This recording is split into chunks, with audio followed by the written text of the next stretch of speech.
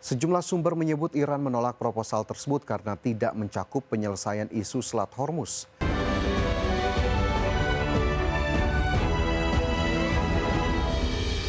Adapun kunjungan Al-Zaidi ke Iran menjadi kunjungan pertamanya sejak mulai menjabat Perdana Menteri pada Mei lalu. Kesepakatan damai antara Amerika Serikat dan Iran hingga saat ini belum menemui titik terang usai kedua negara terlibat saling serang. Sementara Selat Hormuz menjadi isu penting yang diusung dalam perjanjian gencatan senjata Amerika Serikat dan Iran.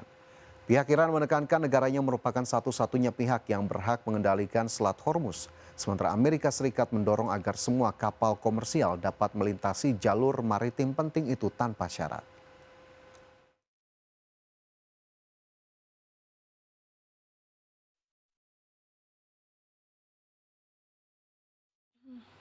Ya, Amerika Serikat melancarkan gelombang serangan baru terhadap Iran di hari ke-12.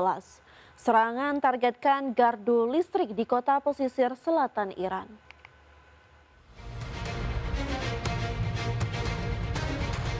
Serangan Amerika Serikat ke Iran memasuki malam ke-12.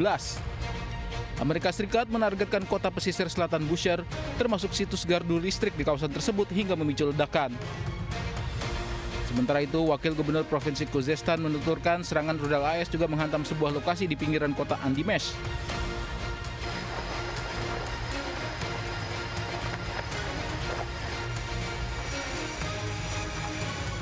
Sebelumnya pihak Senkom merilis jet tempur lepas landas dari kapal induk AS seiring serangan beruntun ke Iran. Komando Pusat AS atau Senkom melaporkan serangan menargetkan pusat operasi militer, aset pertahanan maritim dan udara, serta infrastruktur logistik militer Iran. Serangan beruntun ke Iran ini bertujuan untuk melemahkan kemampuan Iran, terutama dalam menyerang kapal-kapal komersial di Selat Hormuz. Saling serang AS dan Iran ini terjadi setelah kedua negara batalkan nota kesepahaman damai yang sebelumnya disetujui 17 Juni lalu. Ya, Departemen Luar Negeri Amerika Serikat mengumumkan kesepakatan penjualan senjata mencapai sekitar 35 triliun rupiah kepada pemerintahan Arab Saudi. Langkah ini dilakukan guna memperkuat pertahanan udara Riyadh di tengah meningkatnya ketegangan keamanan di Timur Tengah. Departemen Luar Negeri Amerika Serikat mengumumkan kesepakatan penjualan senjata mencapai 1,96 miliar dolar Australia atau sekitar 35 triliun rupiah kepada pemerintah Arab Saudi. Langkah ini dilakukan guna memperkuat pertahanan udara Riyadh di tengah meningkatnya ketegangan keamanan di Timur Tengah. Dilansir oleh Al Jazeera, persetujuan melalui skema Foreign Military Sales tersebut diberikan ketika konflik di kawasan terus memanas, termasuk meningkatnya konfrontasi yang melibatkan Amerika Serikat, Israel, dan Iran, di mana pihak Gedung Putih menyebut penjualan kali ini sejalan dengan kepentingan kebijakan luar negeri dan keamanan nasional Washington. Sementara itu, paket penjualan tersebut mencakup 20.000 Advanced Precision Kill Weapon System beserta hulu ledaknya yang merupakan sistem senjata presisi relatif murah untuk menghancurkan sasaran dengan meminimalkan kerusakan di area sekitar saat pertempuran jarak dekat. Selain sistem tersebut, Arab Saudi juga akan memperoleh peluncur hulu ledak berdaya ledak tinggi, motor roket, serta sejumlah perlengkapan pertahanan lainnya dengan kontraktor utama berbasis di Nashua, New Jersey. Adapun pemerintah Amerika Serikat menyebut paket senjata tersebut dirancang untuk meningkatkan kemampuan pertahanan udara Arab Saudi menghadapi ancaman yang terus berkembang, termasuk serangan pesawat nirawak dari kelompok proksi di kawasan, di mana sistem ini juga diharapkan untuk mengurangi ketergantungan Riyadh terhadap rudal Patriot yang berbiaya lebih mahal. Berbagai sumber, IDX Channel. Pemirsa, IDX Channel telah menyelenggarakan ESG Conference 2026 dengan tema ESG Value Creation from Sustainability Reporting to Business Growth. Penyelenggaraannya pun disambut positif oleh Direksi Bursa Efek Indonesia dan juga para perusahaan tercatat. IDX Channel sukses menyelenggarakan ESG Conference 2026 yang merupakan rangkaian anugerah ESG 2026. Penyelenggaraan ESG Conference yang mengangkat tema ESG Value Creation from Sustainability Reporting to Business Growth ini mendapat apresiasi dari Bursa Efek Indonesia. Direktur Pengembangan PT Bursa Efek Indonesia, Iding Pardi, dalam sambutannya menekankan masalah ESG bukan sekedar isu lingkungan sosial saja, melainkan ESG sudah menjadi bagian strategi bisnis. Menurut Iding, perusahaan yang unggul juga dilihat dari bagaimana menunjukkan kepedulian perusahaan terhadap aspek ESG.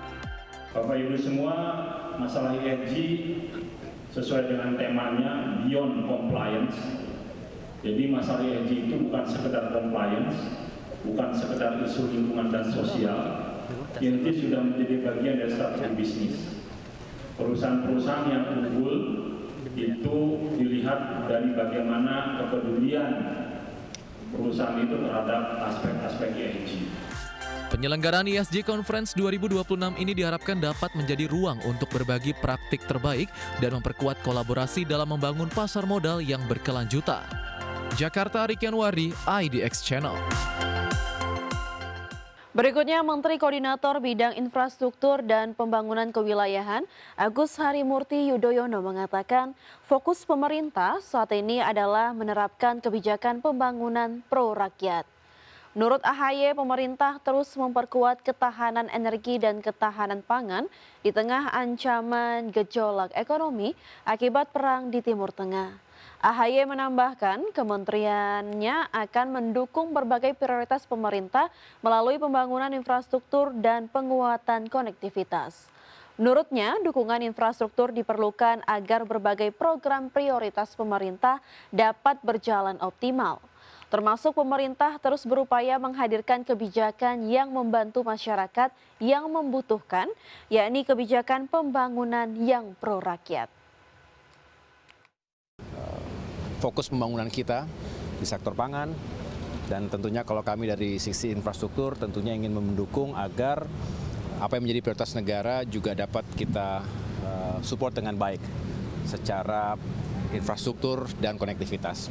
Selebihnya tadi banyak hal yang didiskusikan, tetapi pada umumnya tentang ekonomi dan bagaimana pemerintah bisa terus hadir melalui kebijakan-kebijakan yang pro rakyat untuk membantu masyarakat kita yang membutuhkan dan menyiapkan berbagai kebijakan yang lebih punya daya tahan lagi. Menteri Keuangan Purbaya Sadewa menilai potensi repatriasi modal milik warga negara Indonesia yang selama ini ditempatkan di luar negeri cukup besar, seiring rencana pembentukan Pusat Finansial Internasional Indonesia. Meski memiliki potensi besar, Purbaya tak berharap seluruh dana tersebut akan otomatis kembali ke Indonesia setelah PFII beroperasi. Menurutnya, keberadaan PFII itu lebih diarahkan untuk menciptakan ekosistem investasi yang mampu menarik arus modal baru dari luar negeri. Purbaya berharap PFII bisa menjadi magnet bagi investor global, termasuk dari kawasan Timur Tengah maupun negara lain yang selama ini mencari tujuan investasi baru. Saya nggak tahu angkanya seperti apa, cuman harusnya sih besar. Kalau seberapa besar kan berarti saya udah tahu angkanya persis. Padahal kan itu uang-uang sebagian gelap, artinya nggak bisa dihitung. Tapi pasti besar sekali. Cuman gini, mungkin mereka nggak otomatis serta-merta balik. Karena emang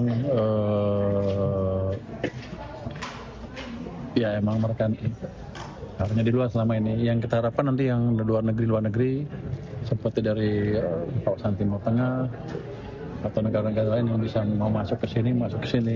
Karena tempat di sini kan menarik kan tempatnya kan.